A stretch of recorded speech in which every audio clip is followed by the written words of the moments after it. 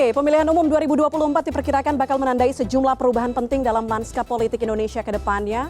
Salah satunya adalah kelompok muda yang akan mengambil peran dalam urusan kepemerintahan. Seringkali dipandang sebelah mata, namun ternyata ada sejumlah anak muda yang mampu membuat perubahan, dan kita bahas kontribusi muda-mudi dalam membangun negeri dengan 3 narasumber saya yang luar biasa hari ini. Saya sebutkan yang pertama dulu, lahirnya tahun 2002, betul, 2002. Baru saja lulus sebagai sarjana hukum Universitas Indonesia, menjadi semangat untuk caleg termuda DPRD Yogyakarta dalam menyuarakan aspirasi anak muda demi perubahan bangsa. Ada Cynthia Amanda. Halo Cynthia, apa kabar? Halo Mbak, alhamdulillah baik. Mbak, apa kabar? Kabar baik juga, alhamdulillah. Dari Cynthia berikutnya, tadi 2002. Yang ini kelahiran 93. Kami pernah jumpa 2019, kali pertama dirinya maju sebagai anggota Dewan Perwakilan Rakyat, embel-embel privilege seketika sirna kalau kita melihat sepak terjangnya di Komisi 11 hingga forum mancanegara. Ada Putri Komarudin, hai. Amin, jumpa lagi. Cynthia ya. Assalamualaikum warahmatullahi wabarakatuh. Waalaikumsalam, dan ini ya sedikit lebih tua ya, sedikit aja. Kelahiran 1990, pernah masuk dalam MURI sebagai wakil bupati termuda di Indonesia. Kontribusinya tercatat luar biasa untuk mengentaskan kemiskinan di Kabupaten Trenggalek. Dan sejak 2021, dirinya mengemban tugas sebagai Bupati Trenggalek. Ada Mas Bupati Muhammad Nur Arifin. Halo. Mas Bub, apa kabar? Sehat. Alhamdulillah Kalau sehat. tantenya saya omnya. Iya. Udah keluarga. Iya. Keluarga berencana, baik-baik. Keluarga berencana. Hari ini kita akan bahas soal kontribusi kalian sebagai politisi muda ya, yang mungkin dianggap para senior kadang-kadang sebelah mata. Saya harus ke Mas Bub dulu pertama. Oke. Pernah masuk MURI sebagai wakil bupati termuda. Menjabat sekarang sebagai bupati juga termuda. Pernah ada yang mandang sebelah mata? Tapi itu bagus karena jadinya kita no pressure. Oh iya? Ketika orang berekspektasi kita, oh ini keren begini-begini, kita malah beban jalanin. Tapi begitu orang nggak expect, halah dia bisa apa gitu, kita kan jadi nggak beban. Jadi dan itu lebih ngeluarin semua idealisme kita, semua cita-cita kita, itu akhirnya tertumpah di situ. Jadi bawa asik aja. Bawa asik aja, tapi pernah ada cerita nggak sih ketika mungkin dipandang sebelah mata, Jadi, dianggap kayaknya nggak bisa? Tapi itu jadi berkah. Jadi kita dulu waktu gabung sama Pak Wagub Jawa Timur sekarang tuh Mas Emil, kita dulu disebutnya Bupati Wakil Bupati Upin Ipin. Jadi namaku Ipin, dia Upin ya. Dan itu waktu itu lagi musim serialnya lagi kenceng-kencengnya gitu. Jadi itu buat berkah. Jadi anak-anak di bawah, oh Upin. Setiap kita datang itu Upin gitu. Jadi akhirnya orang tuanya familiar, siapa sih Upin Ipin? Oh calon itu gitu. Akhirnya penasaran mereka, cari gali, kita datang, mereka dengerin, suka gitu. Dan akhirnya 76%. Dipandang sebelah mata tapi langsung buktinya dengan kerja aja gitu ya. Iya. Buktikan dengan kerja. Kalau ini buktinya dengan kerja, yang ini udah 5 tahun juga jadi anggota DPR. 4 tahun, iya. 4 tahun jadi anggota DPR, Komisi 11, pasti sudah berkontribusi, bekerja sama dengan para senior ya. Kalau kita lihat, gimana point of view Putri sebagai anggota termuda? Iya. Komisi 11 nih isinya emang senior-senior semua ya. Jadi ngomonginnya keuangan lagi. Kalau Mbak Puspa lihat strukturnya itu tiba-tiba ada ya anak seumuran saya lah, 1 orang gitu kan. Selebihnya semuanya rata-rata udah 4 periode, 5 periode. Udah pernah jadi dirut, Bank Pembangunan Daerah dan lain-lainnya. Jadi sebenarnya ilmu yang bisa kita serap itu justru banyak sekali gitu. Jadi kita sebagai anak muda di Komisi 11 justru kita banyak dibimbing sama senior-senior yang tentu pengalaman dan pengetahuannya jauh di atas kita. Dan itu membuat saya menjadi semakin mawas diri lah gitu. Jadi semakin kita terjun ke dunia politik dan DPR tentunya, ternyata semakin banyak yang kita nggak tahu gitu ya kan. Apa teori yang selama ini kita pelajari, terus program yang selama ini kita susun ketika kita bawa ke DPR, ternyata kan harus ada titik temunya gitu. Dan dari senior-senior inilah saya belajar bagaimana bisa mengkomunikasikan keinginan kita dengan baik, negosiasi antar partai seperti apa, karena tentu tidak mudah, ada 9 fraksi di DPR. Dan ada yang oposisi, ada yang pendukung pemerintah juga. Jadi ketika kita mempunyai suatu program rancangan undang-undang misalnya ataupun anggaran, itu kan harus ada titik temunya kan. Jadi beliau-beliau inilah yang akhirnya menunjukkan kepada saya bahwa politik itu tidak usah harus banting meja atau ngelempar kursi gitu. Jadi semuanya dipakai dengan otak yang dingin, hati yang dingin juga, tapi ujungnya untuk Indonesia, untuk merah putih. Beliau-beliau ini selalu menyebutnya. Dan kalau Mbak Puspa lihat, Komisi 11 ini salah satu komisi yang paling produktif. Jadi selama 4 tahun ini kita sudah bahas 3 omnibus law, 3-3-nya omnibus. Jadi dari mulai saya belum nikah, sampai nikah, punya anak? sampai hamil, sampai punya anak, itu ada 3 omnibus law, satu undang-undangnya kira-kira 10 sampai 15 undang-undang di dalamnya. Dari mulai soal pajak, soal hubungan keuangan pemerintah pusat dan daerah buat Mas Buk juga, sama pengembangan dan penguatan sektor keuangan. Dan di undang-undang pengembangan penguatan sektor keuangan ini, kita bahas hal-hal yang sekarang bikin resah anak muda gitu. Dari mulai pinjol, kripto, robot trading, semua hal yang kemarin membuat anak-anak muda ini banyak kehilangan uang karena tertipu dengan perkembangan teknologi keuangan gitu. Dan di sini kita atur namanya unsur pidana dan juga sanksi untuk pihak-pihak yang masih mengambil keuntungan dari anak-anak muda ini. Jadi kolaborasi antara pemikiran anak muda dari sektor teknologinya gitu, dari perkembangan, dan mereka-mereka yang sudah lebih pandai untuk membuat ramuan kebijakan ini akhirnya menghasilkan undang-undang yang sangat produktif, insya Allah bisa membantu masyarakat Indonesia. Oke, saya percaya kalau anak muda itu kreatif ya. Jadi ada kolaborasi, dukungan dari senior, bagaimana kita juga melihat sepak terjang mereka selama ini sebagai politisi, sebagai anggota legislatif, kemudian juga ada kreativitas dari anak muda. Tapi kalau kita ngomongin generasi Z, Cynthia, katanya generasi Z itu kreatif tapi rapuh, pinter tapi gampang ngeluh. Strawberry generation katanya. Katanya gitu ya. Kalau Cynthia melihatnya dengan teman-teman kalian, dengan teman-teman Cynthia, kenapa akhirnya mau jadi politisi? Sementara teman-teman lain mungkin masih bersosialisasi dengan sesamanya. Mungkin kalau saya, kenapa saya terjun ke politik, dari awal saya memang sudah ada ketertarikan. Sejak kecil, saya juga, ini peran orang tua saya juga sih. Jadi dari dulu saya selalu dididik, dikasih pelajaran tentang era Kartini, yang pemberdayaan wanita, terus juga ada Ibu Megawati yang sudah menjadi presiden. Lalu dari situ saya mulai terinspirasi bahwa wanita bisa maju, dan kemudian ketika saya SMA, saya mulai terjun ke dunia debat. Jadi singkat cerita, dulunya saya itu sempat bercita-cita untuk menjadi dokter. Alasannya adalah karena saya ingin memberikan pengobatan gratis untuk masyarakat.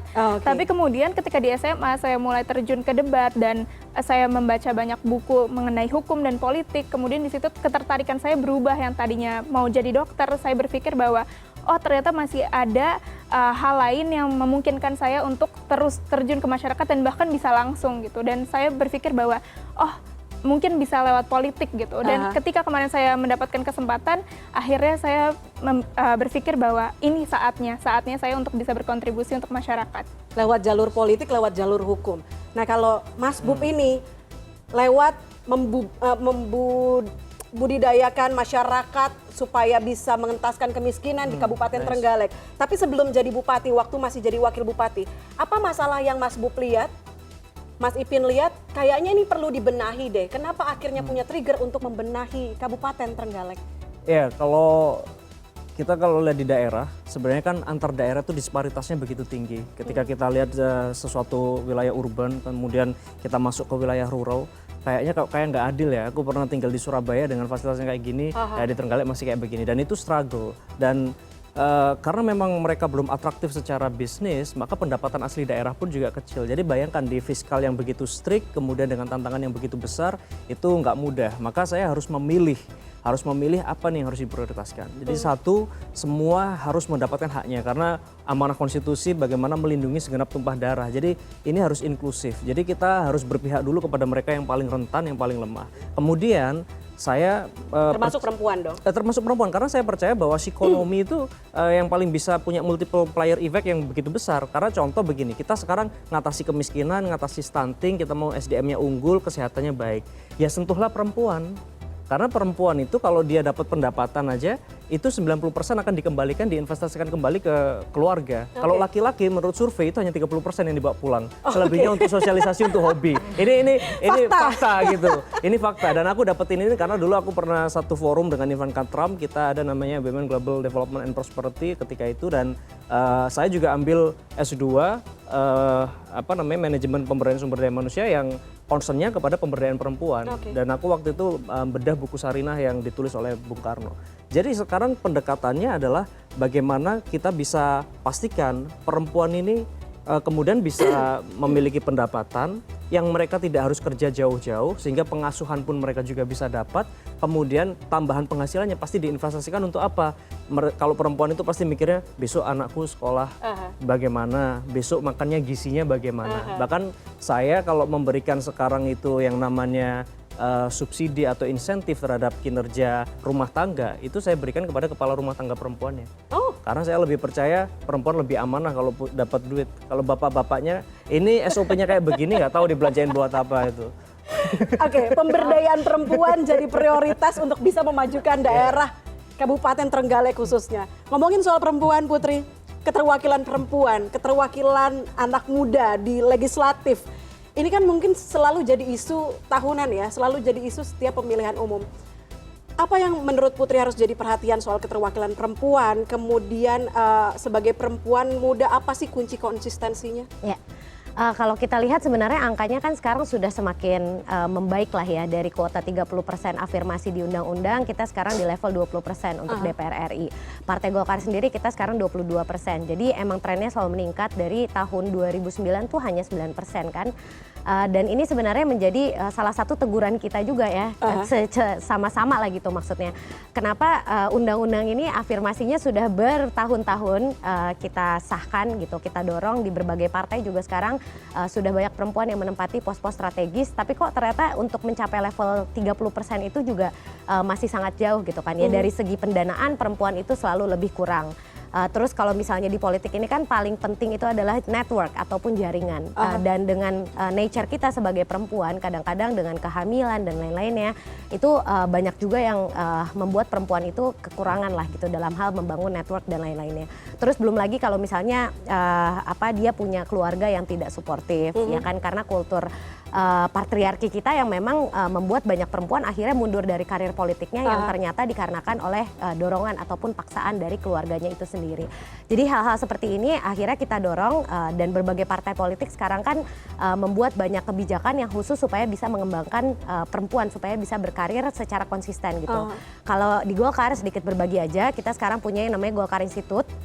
Jadi di sini kita khusus memberikan pendidikan politik untuk anak-anak muda di bawah 40 tahun dan ada kuota khusus untuk perempuannya. Jadi ketika dia masuk ke dunia politik, dia udah tahu tugasnya apa, dia udah tahu nanti di DPR atau DPRD ataupun misalnya jadi kepala daerah itu kesulitannya seperti apa, karena nanti akan ada sharing session juga dari yang sudah berhasil.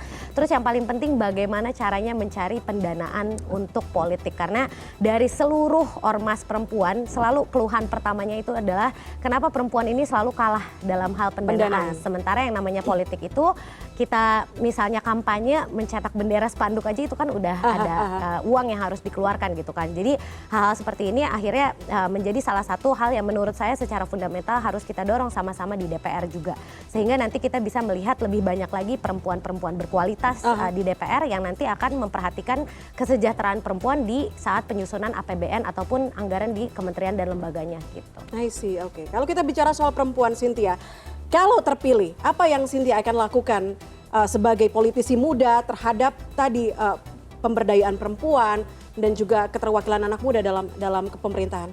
Baik, sebenarnya untuk fokus program saya nantinya ada 3. Yang pertama untuk secara generalnya saya memperhatikan kesejahteraan umum masyarakatnya, yaitu mulai kesejahteraan pangan, kesejahteraan papan, dan juga kesejahteraan ekonomi secara menyeluruh, kesejahteraan pendidikan dan kesehatan. Dan untuk perempuan khususnya mungkin nanti ada stunting, isu stunting dan ibu hamil, karena yang saya perhatikan adalah banyak sekali untuk gizi sudah diperhatikan, namun untuk gizi ibu hamil secara khusus belum, dan untuk kesehatan reproduksi perempuan itu belum terlalu digemborkan. Terus kedua, saya memperhatikan juga bahwa di dapil saya sudah mulai muncul adanya kelompok wanita tani dan juga ada UMKM yang memang dari ibu-ibunya gitu, Mbak. Jadi saya ada program khusus untuk para perempuan ini, bagaimana nanti saya bisa menyupport untuk KWT tersebut, bagaimana kemudian mereka bisa memproduksi tanaman dan mendapatkan bibit unggul dan pelatihan-pelatihan yang akan berguna bagi mereka. Dan kedua juga untuk UMKM-nya supaya bisa dikembangkan terus, diantaranya ada pelatihan-pelatihan tadi. Untuk anak mudanya juga saya sudah perhatikan untuk anak mudanya banyak yang minta untuk pelatihan pendidikan dan lain sebagainya, khususnya di isu kepemudaan ini ada tentang pendidikan, karena banyak sekali anak-anak yang masih merasa bahwa ketika mereka mau lanjut untuk pendidikan selanjutnya, mereka butuh beasiswa dan mungkin mereka butuh penyaluran dana di situ. Dan kedua, link-link akses ketika mereka ingin mengakses pelatihan atau mungkin mereka ingin mengakses beasiswa yang keluar itu gimana sih, dan itu mungkin akan saya targetkan. Oke. Baiklah, kita masih akan berbincang dengan para politisi muda di CNN Indonesia Connected. Kita akan explore lagi sejauh mana pemikiran mereka mengenai politik saat ini ya. Dan kami akan lanjutkan usai jeda, tetaplah bersama kami di CNN Indonesia Connected Spesial Sumpah Pemuda.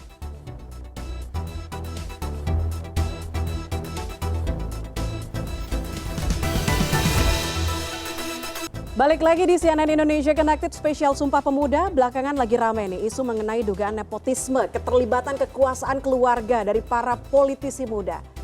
Saya harus tanya satu persatu karena tidak sedikit dari teman-teman politisi muda ya, kita ketahui punya latar belakang keluarga, punya dukungan atau endorsement dari politisi yang berpengaruh. Gimana kemudian kalian bisa mengubah stigma itu, Putri?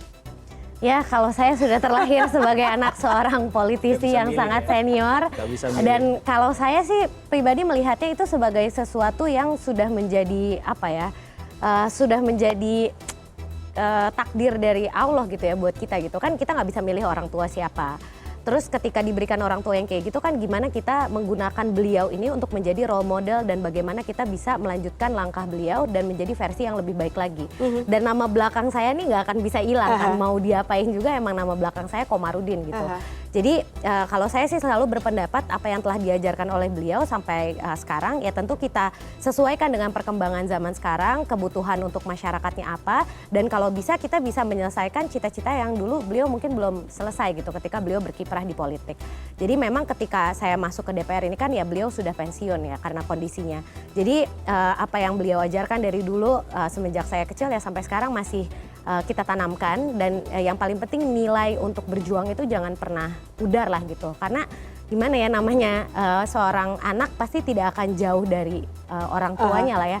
Kenapa anak dokter itu biasa, yang anaknya dokter biasanya ayahnya ataupun keluarga itu banyak yang dokter juga. Pengusaha, rata-rata anaknya jadi pengusaha juga ya, karena di meja makan kita bahasnya itu, mungkin di mobil sama orang tua kita bahasnya gitu. Jadi makin lama kita terpengaruh lah sama apa yang orang tua udah perbuat, dan kita berpikir oh itu jalan saya untuk berbuat banyak gitu, untuk banyak orang juga. Jadi keuntungan bukan hanya untuk diri sendiri gitu. Oke, Cynthia? Kalau dari saya sendiri memang keluarga saya latar belakangnya bukan dari politisi. Kebetulan ayah saya juga di Mabes Polri dulunya sebelum beliau meninggal tahun lalu. Dan mama saya juga ibu rumah tangga dan juga pengusaha. Tapi jelas Cynthia punya endorsement, punya dukungan dari saya, para politisi hebat juga kan untuk maju ke. Iya benar. Dan saya melihat itu sebagai, saya akui itu memang sebuah privilege dan itu tidak dipungkiri. Tapi kemudian bagaimana cara kita menyikapi privilege tersebut? Karena banyak orang juga yang sudah punya privilege, tapi kan kemudian privilege ini mau dibawa kemana? Apakah kemudian kita mau menyikapinya dengan baik, yaitu dengan terus berjuang, dengan terus turun ke masyarakat, dan kita memang sesuai dengan prinsip kita ketika mau maju, atau kemudian privilege ini hanya sebatas privilege saja yang kemudian menjadi kayak ya udah kan udah punya privilege gitu, jadi nggak mau ngapa-ngapain. Nah menurut saya selama kita masih terus maju ya privilege itu ya sah-sah saja, karena sebenarnya ini bukan cuma di dunia politik kan, di dunia lain pun ketika ada privilege dan itu ya nggak apa-apa, tapi bagaimana cara memanfaatkannya kemudian dan bagaimana kita menyikapinya. Jangan mentang-mentang punya privilege terus diem aja. Ya yang ada adalah ketika punya privilege ya udah nggak apa-apa, yang penting yang diutamakan tetap masyarakat dan rakyat gitu. Oke, baik. Mas Ipin, bagaimana kemudian mengubah stigma nepotisme itu quote unquote mungkin dilakukan sama orang yang punya kekuasaan, sementara kekuasaan. Aku punya pandangan lain ya, bahwa silakan. Kesusahan maupun kenyamanan itu sama-sama privilege. Ada orang yang diberi privilege untuk hidupnya itu selalu dalam kancah perjuangan sehingga dia terus kemudian terpacu. Ada yang memang dia sudah punya fasilitas, tapi kemudian ada yang bisa memanfaatkan, ada yang enggak. Jadi aku malah salut sama beliau berdua gitu, bahwa ketika ada privilege itu pressure-nya lebih gede loh dibanding aku yang bapakku bukan siapa-siapa, bahkan sebelum aku terlibat bapakku udah nggak ada gitu. Jadi kalau aku mungkin lebih mudah, no pressure gitu. Jadi ketika aku maju ada baik ada buruknya, aku hanya menyandang namaku pribadi. Tapi kalau ini menyandang namanya Komarudin gitu ya, itu bapaknya senior sekali, hebat gitu, anaknya gimana gitu, pasti orang mempertanyakan. Jadi nggak harus kemudian bahwa enak karena kamu punya privilege. Enggak, mereka malah punya pressure lebih gede gitu. Dan yang sekarang yang aku ingin share ke teman-teman semua bahwa ya manfaatkan apapun kondisimu itu privilege. Ketika kamu sekarang diterpa dengan yang namanya kesusahan, nggak semua orang bisa belajar bagaimana struggling, nggak semua orang kemudian belajar bisa starting from minus bahkan zero terus kemudian bisa growth. Itu satu privilege yang mungkin nggak didapatkan anak-anak yang sudah lahir dengan kemudian kondisi yang lebih enak. Jadi ya positive thinking sama kehidupan lah. Gitu. Oke. Manfaatkan tapi dengan jalur yang sesuai, gitu ya. Jangan menyimpang, karena kita tahu sekarang masyarakat ikut mengawasi termasuk lewat sosial media ya, bagaimana kalian, tindak tanduk kalian, kekuasaan gitu. Pasti akan tercium oleh netizen kalau misalnya kalian menyimpang gitu ya. Sempat ada satu nama politisi muda kita tahu terseret kasus korupsi, segala perilakunya langsung di-spill di media sosial sama netizen. Saya harus tanya, mungkin dari Cynthia dulu, ada nggak sih concern dari Cynthia soal apa-apa yang ingin ditampilkan di media sosial, termasuk untuk tidak pamer harta, untuk tidak menunjukkan bahwa kekuasaan ini mudah didapatkan jika kita dekat dengan ini, dekat dengan itu, dan segala macam? Sejujurnya untuk di sosial media saya dari dulu sampai sekarang postnya juga masih sama, cara post saya masih sama. Saya ingin menunjukkan ke masyarakat bahwa this is myself, dan ya saya bersama Anda, kita semua sama, kita semua sama-sama manusia, dan di sini kita berteman, yang berarti ketika berteman kita lebih dekat dan komunikasinya bisa lebih jalan. Jadi untuk post-post yang saya tutupi sebenarnya tidak ada, dan saya hanya ingin lebih terbuka aja sih, makanya saya tetap postnya konsisten dari zaman dulu ya seperti itu aja gitu. Oke. Belum terpilih, tapi nanti kalau terpilih mungkin akan kayak Putri, ramai banget postingannya. Semua udah dibikinin soalnya langsung semuanya ya. Sampai segala selfie ada semua. Berapa kali sehari ya. Oke, Mas Bob, saya harus ke Mas Bob. Gimana kemudian menjaga iman? Kekuasaan ini kan apa ya, sangat-sangat dekat dengan korupsi gitu. Gimana menjaga iman agar tidak terseret kasus korupsi di eksekutif daerah? Ya, satu, saya hanya sekarang punya istri, kemudian ibu dan anak-anak sebagai supporting system. Saya nggak mau mengecewakan mereka. Dan ibu saya ketika saya pamit, ibu bilang, kamu saya izinin maju, tapi kalau kamu sampai ambil haknya rakyat, ibu nggak mau kenal kamu dunia akhirat gitu. Jadi itu satu moral kompas. Dan aku kan kemudian, tapi ada satu hal, innovative financing, orang kan biasanya yang paling banyak itu bukan niat curi Mbak, tapi tiba-tiba ada gratifikasi, orang pengen ngasih gitu.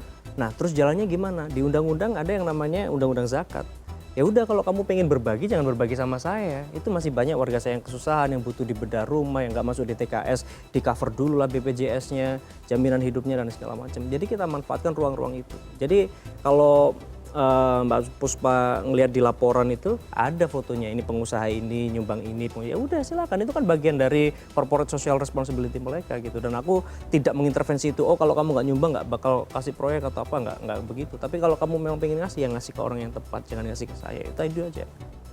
Ini juga diposting, juga diunggah di sosial media sebagai bagian pengawasan netizen supaya bisa melihat apa yang kita kerjakan. Nah nanti udah jadi konten, udah jadi anggota kepemerintahan langsung jadi konten.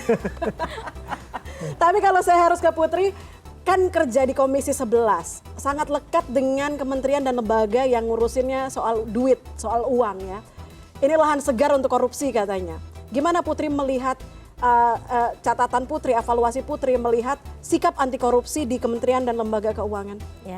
Kementerian Keuangan ini kan seharusnya memang menjadi kementerian percontohan kan, karena memang mereka yang selalu mendorong supaya kita spending better dan APBN kita itu terarah gitu, jelas gitu output dan outcome-nya seperti apa. Jadi di setiap pembahasan, kayak kemarin kita bahas APBN untuk 2024, kita tuh mengevaluasi terlebih dahulu nih, kira-kira dari seluruh anggaran kementerian yang ada di APBN itu, apakah sudah masuk ke dalam visi dan misi Presiden pada saat beliau mencalonkan diri di tahun 2019-2024 ini, dan apakah sudah tertuangkan dengan baik dalam program-programnya, karena memang masih banyak keluhan yang disampaikan bukan hanya dari masyarakat tapi dari Presiden sendiri kalau anggaran kita ini masih banyak yang untuk internal kementerian dan lembaganya saja tapi tidak sampai ke masyarakat, seperti ya kemarin permasalahan anggaran stunting dan masih banyak lah pos-pos kementerian yang lainnya. Jadi ketika kita rapat kerja dengan Bu Menkyu, dengan Pak Soeharto juga selaku Menteri Perencanaan Pembangunan Nasional,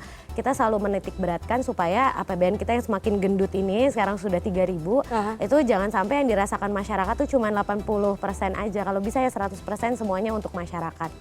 Dan salah satu cara saya bisa mengkomunikasikan komisi yang begitu rumit dan membosankan bisa dilihat dari jumlah wartawan yang meliput itu biasanya ramenya kalau Bu Menkyu datang aja atau misalnya ada kasus di OJK atau di BI itu baru rame. Tapi kalau pembahasan teknisnya biasanya kosong karena ya memang bukan komisi yang seksi kan, jelimet kan ngomongin keuangan gitu. Jadi saya selalu berusaha membuat bahasa ekonomi keuangan ini menjadi lebih simpel, kita komunikasikan dengan tadi melalui media sosial. Kita bikin yang namanya laporan setiap masa sidang, di situ isu-isu yang rumit seperti pembahasan asumsi makro APBN misalnya kita sederhanakan lagi terminologinya supaya anak muda yang ada di media sosial ya masyarakat lah ya yang sekarang ada di TikTok dan Instagram misalnya itu bisa paham gitu sebenarnya ini komisi tuh ngapain sih gitu, emang megang duit aja nih kerjaannya kan kadang-kadang kayak gitu kan karena title-nya komisi keuangan gitu. Jadi ya karena media sosial ini justru kita bisa berbagi dan pendidikan politik itu menurut saya menjadi justru lebih mudah,